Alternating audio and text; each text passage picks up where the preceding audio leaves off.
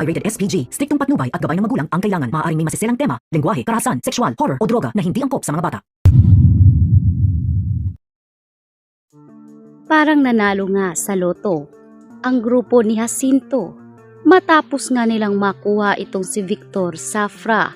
Subalit, si Gabo naman talaga ang naghirap para mahuli itong si Victor.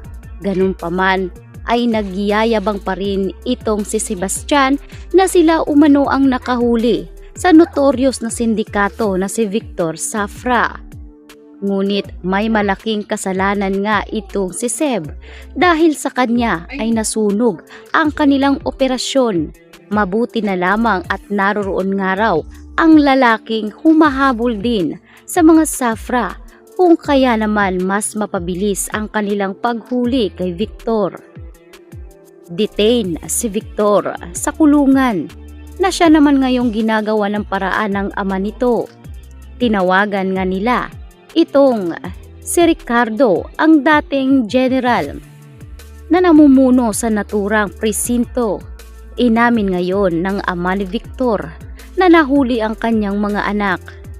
Kaya sa pagkakataong ito ay humihingi siya ng pabor sapagkat matagal umanong magkasosyo at magkaibigan ang kanilang pamilya, lalong-lalo na itong ama ni Victor at si Ricardo.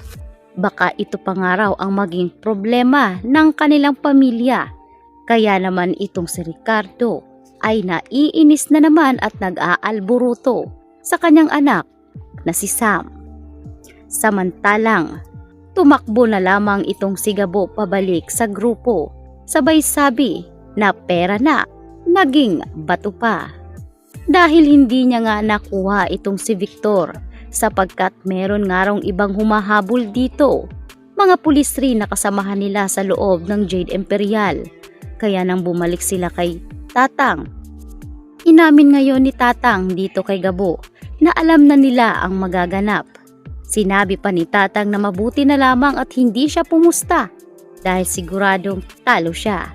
Ganun pa man ay ibinigay nga nitong si Tatang ang pera ngunit kalahati na lamang dahil hindi nga raw nagawa ni Gabo ang misyon. Subalit, ipinapangako nga nitong si Tatang na hindi pa rito natatapos ang misyon para sa binata. Kaya naman bumalik si Gabo sa kanila, walang dalang pera. At dito nga niya binisita ang amang si Rudy. Galit na galit itong si Betchay sapagkat umaasa talaga siya na itong si Gabo ang makakatulong kay Rudy, lalo pat anak ito ni Rudy. Subalit tulad ng inaasahan ni Betchay, wala pa ring pelang dala si Gabo para sa kanyang ama. Kaya naman mangiyak-ngiyak si Gabo nang biglang inatake ang ama niyang si Rudy. Mabuti na lamang at nagawa ng paraan ng doktor at nabawi ang buhay ng ama. Kaya bumalik si Gabo kay Tatang para humingi nga ng panibagong pabor. Nabigyan umano siya ng pera para sa pangpapagamot ng kanyang ama.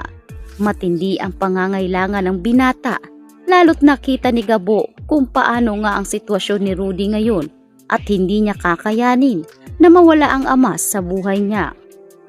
Kaya sa pagkakataong ito ay sinabi ni Tatang na marami naman talagang misyon para kay Gabo. Kaya sa pangalawang misyon ay inatas ni Tatang na dapat nga raw makuha ni Gabo ang mga ginto na hawak ngayon ni Mr. Chan. Kaya nang makita nga ito ni Gabo dati pa sa Jade Imperial ay talaga namang kumilos na si Gabo at hindi na siya nag-aksaya pa ng panahon. Umalis si Gabo nang may desidido at tiwala sa kanyang sarili na makukuha niya ang pinagagawa ni Tatang. Gagawin niya ang lahat para makuha ang misyon nang sa ganun ay magkaroon nga siya ng pera para sa kanyang amang si Rudy. Wala ngang patatakasing pagkakataon si Gabo, lalo pat ang buhay ng kanyang ama ang nakataya rito. Sa pagkakataong ito ay agad ngang bumalik si Gabo sa Jade Imperial at doon sa tundo nagmamanman siya kung saan niya mahahagilap muli si Mr. Chan. Ngunit hindi para talaga ganoon kadali sapagkat meron ding naghahanap kay Mr. Chan at ito nga ang mga Zafra. At dahil nga hindi nga ngayon matanggap ni Lucas ang nangyari sa kanyang kapatid, ay ititira niya nga si Mr. Chan. Naniniwala kasi si Lucas na sinet up sila ni Mr. Chan dahil may mga pulis doon sa loob. No kung kailan pinag-usapan na nila na wala dapat mga pulis ang makakaalam. Kaya naman damay si Mr. Chan dito at pinlano ni Lucas na bawiin ang mga ginto na nakuha nga niya dito sa mga Zafra. Kaya naman nakikipagsabayan muli itong si Sam sa naturang transaksyon. Dito ay hinabol nila muli ang grupo ng mga Zafra at ang grupo ni Mr. Chan. Kaya naman hindi rin inaasahan ni Sam na magkikita silang muli nitong si Gabo. Kaya naman sa pagkakataong ito ay agad nga ngayong hinalugad ni Gabo ang lahat ng pwede niyang masilip na daanan, lugar.